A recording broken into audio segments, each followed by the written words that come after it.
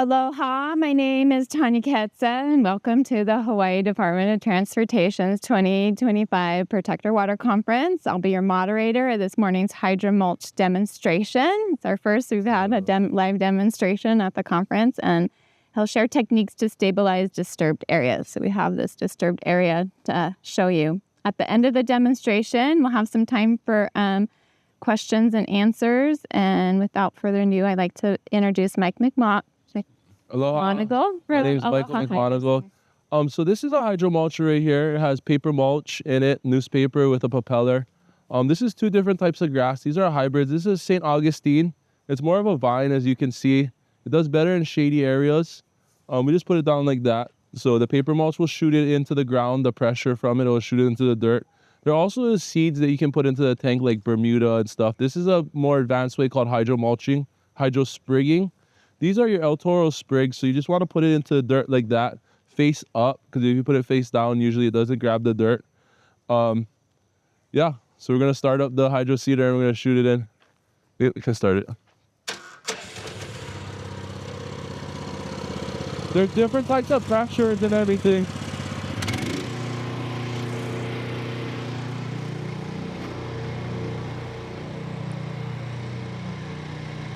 We're going to do the disturbed area too, over here. This. Oh, you tell me. Okay.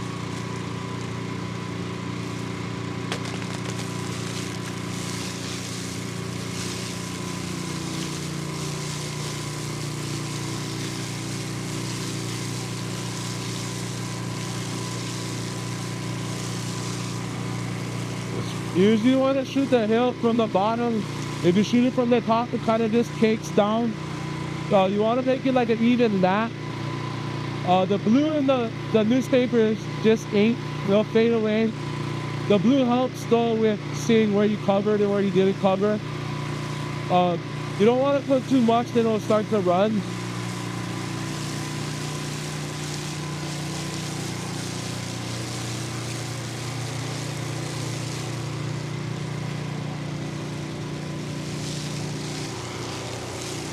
Usually you want to shoot it from kind of far too.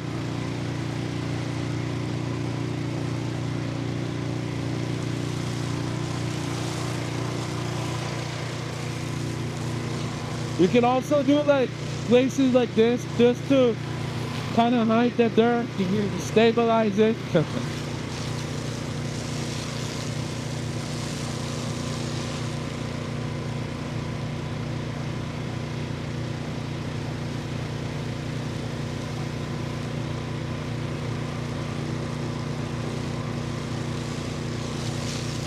Good. So, good.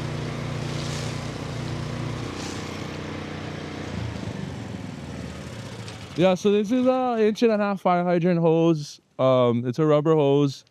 You want to have the rubber hose so the nylon inside doesn't rip and doesn't kink. You can change your nozzles. That's pretty much all you can do to where you get a thinner or a wider volume. It's all about your mixture on how watery it is and how thick it is. You need the propeller inside to mix it up a little bit better. If it's just water aggravated, it won't mix as well. This kind of hides the root and pushes it into the ground. You can see the El Toro, you can barely see it. You don't want to smother it too much to where it covers it. Now, if you don't water this, it will turn into like cardboard. So you really want to keep it wet. Usually with slopes too, you don't want to put too much. You saw the area over there, it's already started to run. And then if you shoot it kind of on top, you know, it helps a little bit. If you get too close to it, it kind of mixes into the dirt. So you just want to even layer. Shouldn't your soil be wet before you throw it on? It doesn't need to be. Okay. It needs, it's really just right after. It's that 10 minutes after. If you're in Hawaii Kai and you shot it and your stolons are down, it can die in 10 minutes if that sun is so hot. Usually during the summer too. Saturating the ground. Yeah, some yards I do 4 to 6 times a day in the beginning. We've even done 8 hours a day. The golf courses, they don't turn their grass off, their water off all day long. Now you can also get root rot to where if that puddle is there, usually if it's not properly prepped, yeah. Do you add fertilizer? You can add fertilizer and pre-emergent. Now, this is called hydromulching, hydrosprigging. Now, seed is super easy. You just put the seed right into the tank and shoot it out. The seed isn't established, though. The good thing about the hybrid is the roots are already established, so you have more of a chance of success. And then the good thing about the hybrids like El Toro and St. Augustine is they come thick. You know, the El Toro comes really thick, and it will choke out other, and it will really stabilize the side. And the birds probably won't eat it. Yeah, they don't eat, yeah, you get lucky with that. They don't like to eat roots. Yeah. So you still gotta throw the sprig. Yeah, you put the sprigs down first. Yeah. So once applied, how much do you expect this to shift around? It's all about the watering. Now, it's like you see you have big irrigation heads and they're making huge puddles and rivers, then you don't really want that too much. That's why the micro spinner system is good. It just keeps it damp. And really, it needs to be this wet to, if you were to step on it, water will seep out around your foot in all areas. That's just for that first month. Then you gradually start turning it down, times and time. Any other questions? You add additional ink or That's all straight ink from the newspaper, the blue. Yeah, that will fade away in about 3 to 4 days. Yeah, and the good thing about the ink in the newspaper is areas that aren't getting properly watered will turn gray. So it'll kind of show you want it to stay that color. Yeah. So, anything else? Does it have to be completely bare dirt prepped, or? Better the prep, better the outcome. So like if you have a bunch of weeds like this and you start watering it and fertilizing, it's gonna thrive. Anything you put over here is gonna thrive. Maintaining it is half the battle. Will it be beneficial if you have some already established plants that you want to kind of give a boost to? You can Not so much as plants, but grass, because if you cover the plants with the paper mulch, it's kind of like killing it. Gotcha. Yeah, so you don't wanna get it on plants as much as possible. It's easy to wash off. It comes right off. It's not toxic at all. It's just newspaper. Yeah, and the root cutting is all natural too. So if you did a mulch and then it started eroding or it was having patches, you could just come back in. Come back and we spray it. Usually that happens from the river watering. When it rains and we'll come back and put dirt and usually that grass and then reshoot that area and then hopefully it'll come in. Sometimes they put the burlap mat, but it doesn't do so well on top of it. So sometimes we use this we use it a lot for like a thing. Right. But those were compacted it quite like pretty Hard, yeah.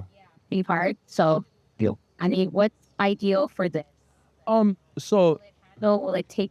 yeah, you're gonna want to compact it, yeah, because if not, it's gonna flow out. But when you start watering it super heavy, it will loosen it up a little bit. And the paper mulch helps with that layer too. It gives it like a algae, and it's really light for the roots to travel through. You don't want to put it too thick. Like contractors are like, put more.